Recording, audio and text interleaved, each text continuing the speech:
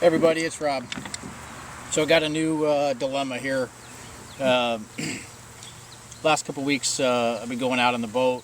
I've noticed that my knob here on my remote has been grinding and sticky.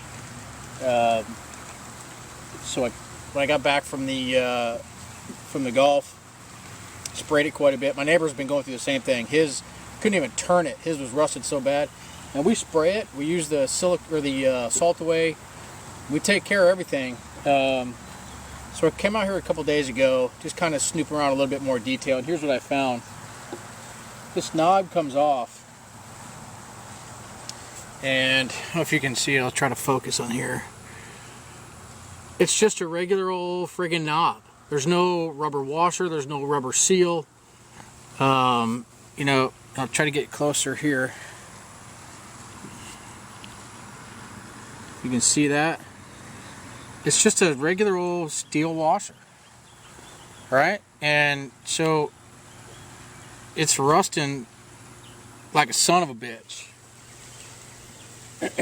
So sprayed the hell out of it, took it off, sprayed the hell out of it with some like WD-40, some penetrating oil type stuff.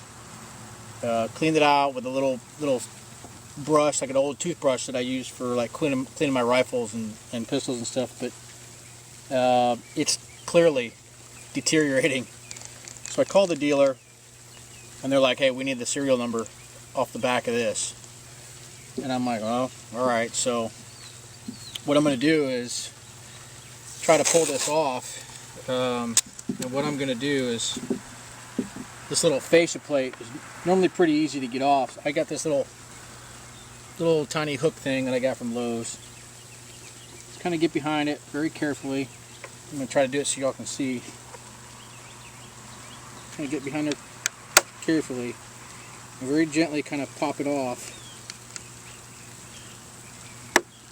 Just like that. Again, no seal or nothing around this thing. Now, I've already had this stuff off the other day, and I wanted to try to show it on a video, but you kind of got to get behind this thing and wedge it with like a screwdriver, because there's some silicone and stuff like that behind it. That's, I mean, it's like Superman freaking glue. So you got to do some wedging with like a screwdriver or stuff like that. So I'm just going to kind of tape it off with painter's tape.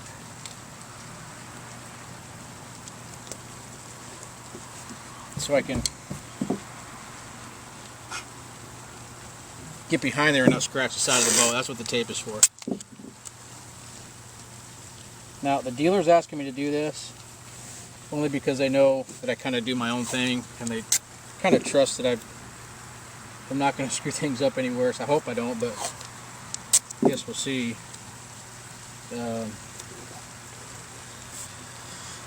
So what I'm going to do is I'm going to start with just this little one, see what kind of progress I can make. And I'm telling you, if you're not comfortable doing this, I would not do it at all, because every move I make, you can hear it cracking. And you don't know if it's the radio itself that's cracking. Because ultimately what the dealer's going to do, they're going to replace this. I've already sent them pictures. So you just kind of work your way around and loosen up that the silicone and the seals and stuff that are behind this.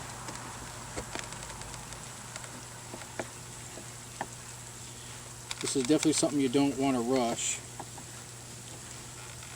And the dealer told me that the stuff that they use behind here is some pretty high-speed shit. Definitely see that it's high-speed shit. Jesus.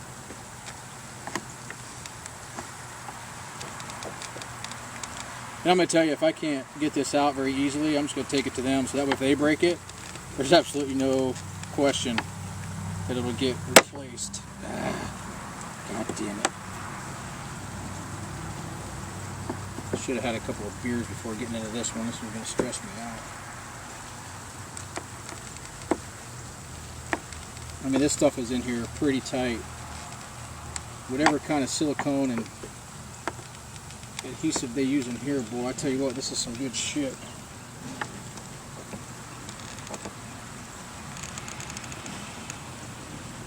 I mean, y'all can see I got some pretty good pressure in there.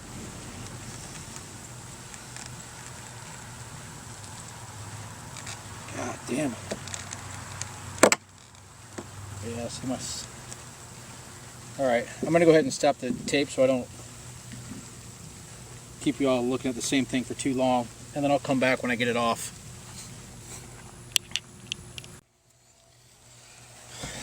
Okay, here's the deal. I tried, you can see I got 2 big screwdrivers. I even got a nice little chisel with a wider area. Tried to work my way around it. Normally I like to do things by myself, y'all know that by now. But here's what I'm going to tell you. If it comes down to this, and make this part of your maintenance, pull this thing off, pull the knob off. It's easy to put on. It's got a little flat side on one side of it, just match it up. But I would definitely, after every use, take this off, or take this knob off, clean it out, spray it with some sort of, you could use silicone, you could use like WD-40, or even, you know, anything that's going to be anti-corrosion.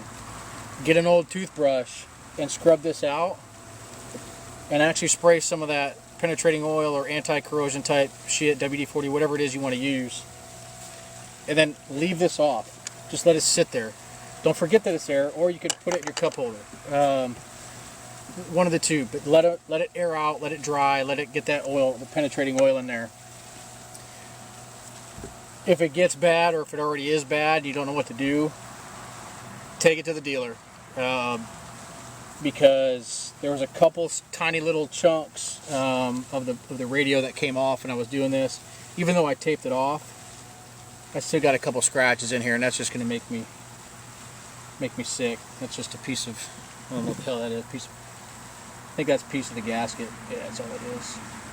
So the dealer will get that. So I already called the dealer a little bit ago and said, hey man, I'm bringing this shit in. Anyway, the point to the whole thing is the serial number and all that shit is behind that, and they have to get that out in order to claim it on warranty. So you know, here I am 2.5, 3 months into having my boat, and my rear remote just isn't working worth a damn. And I don't know about you, but this remote here is a piece of shit anyway. It's got to be on a certain screen to turn the volume up, and every you try to turn the volume up, it doesn't always work. And trying to understand all this other crap, you always screw everything up trying to listen to it. This is the biggest piece of shit. Kind of goes in hand with the big piece of shit radio that they put in these things, the Polk audio. Polk normally has some good stuff, but this, I gotta say, was not designed to be this close to the water. To me, this is something that's made for bigger boats with a remote just somewhere in a cabin, not a foot away from the water. Because you all know when we're moving forward and then you stop, all this water comes flushing up on the back of this thing. This thing gets submerged. And like I said, there's no gasket. There's no gasket at all. If you want to get too close, it's blurry, but I mean, that's it. It's just not even stainless steel. So that's my advice to y'all. Keep an eye on it, twist it, you know, keep it moving. When I first started doing this, it was just grinding. There was shit falling out down here. But make this a part of your every use maintenance. Take that knob off, clean it out, like I said, with a toothbrush, especially in here, because that little lock washer that's in there is about ready to come apart. So yeah, make that a part of your shit from this point forward. I recommend it. You don't have to, but I recommend that you do. And then I'll keep you all posted on what happens with this as far as warranty and you know, stuff like that. And that's it. So if anybody's got any questions about this, you know, by all means, give me a shout. I hope I helped somebody prevent having to go through this. Go out and check your stuff, man, and start preventing further damage. And if it's already screwed, contact your dealer. So, all right, guys, peace out.